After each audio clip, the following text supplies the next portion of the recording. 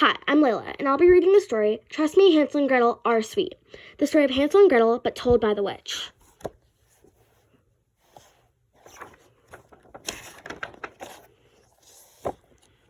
Yes, I'm the witch from the Hansel and Gretel story. And yes, I live in a house made of gingerbread. But I most certainly did not tumble into the flames of my own oven. I mean, look at me, I'm alive. And never would I think of eating Hansel and Gretel. It's time I set the record straight. Gather around, but please no nibbling on the house. I always knew I was a little different. While the other little witches were learning to make potions and cast spells, I was playing with my food. I molded mashed potatoes into polar bears. I wove noodles into wall hangings. As I grew up, my projects got bigger and better. I was a food artist. I made beds out of marshmallows and floors out of rock candy. Eventually, I built my own cottage, my masterpiece.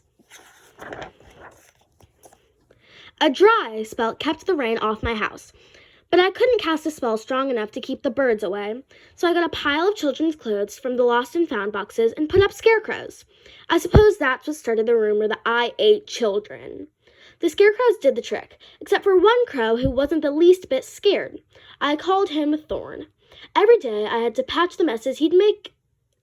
It was an ongoing battle.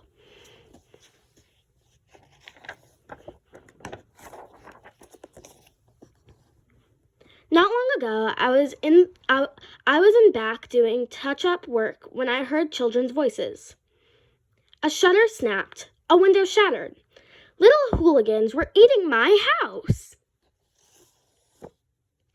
I ran around to the front. Stop that this instant, I yelled. This is private property. The children, a boy and a girl, stared at me in horror. We're sorry, said the girl, but we're so hungry. Please don't eat us, the boy begged.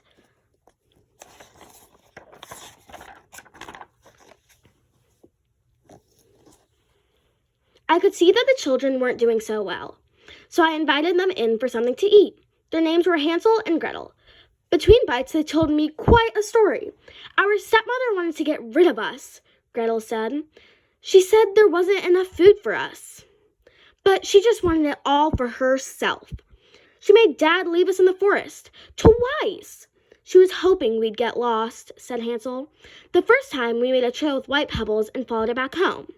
The next time we made a trail with breadcrumbs, Gretel continued. But let me guess, I said. The birds ate the crumbs, right? The kids nodded.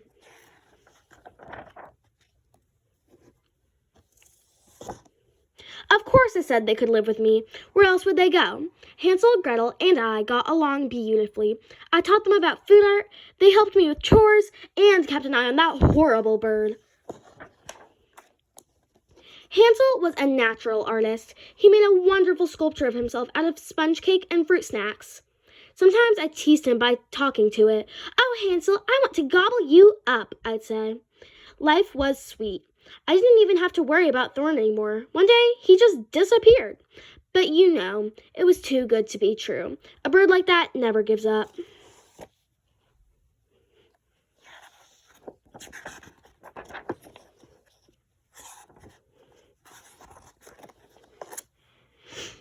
A few weeks later, the kids and I were baking pies. Suddenly, Thorn landed on my window box and began pecking away. Then a woman's voice called, Yoo-hoo, is anyone home? Hansel and Gretel turned as white as powdered sugar. Their wicked stepmother. Yes, the stepmother and Thorn were working together. They wanted the kids and me out of the picture so they could eat my house. Well, that wasn't going to happen. I flung open the door. Now look here, I began, but the woman pushed past me. Darling children, you're alive, she exclaimed. Run for it, I told Hansel and Gretel. I grabbed a pie and was about to throw it in the stepmother's face when she opened the oven door and shoved me in. I know this is a very scary part of the story. If you need to take a few deep breaths, go ahead. So there I was, hollering and pounding on the oven door. But then I realized something. The flames weren't burning me. In fact, they tickled. My dear old oven, my true and best friend, would never harm me. When the stepmother checked to see if I'd burned to a crisp, out I popped, not a toasted hair on my head. She ran away, shrieking. Thorn flew close behind. They were never heard from again. Now life is even sweeter. Hansel and Gretel still live with me. So does their dad, a nice fellow now that his wicked wife isn't around. With all these extra helping hands, I've made plans to expand. A guest house, a playroom, maybe a swimming pool. We'll have a party when it's all finished. You will most certainly be invited.